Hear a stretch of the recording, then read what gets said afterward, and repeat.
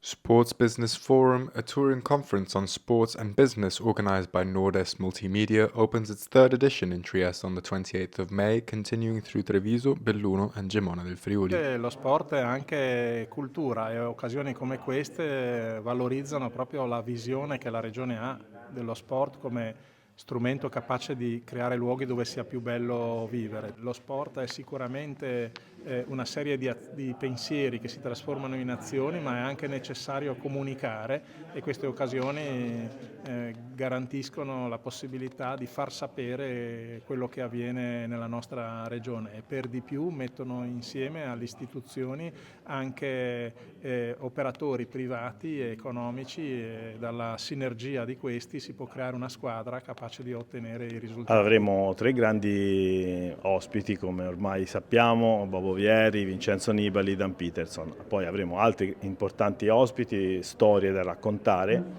E Trieste, secondo me, è già una città di sport, assolutamente, è una delle capitali dello sport in Italia e si merita pienamente questo appellativo. Deve lavorare al massimo sull'impiantistica e sulle comunità, che vuol dire insomma far fare sport sia alle prime generazioni che alle ultime, e noi qui allo Sport Business Forum ce ne occupiamo di fare sport attivo per tutti.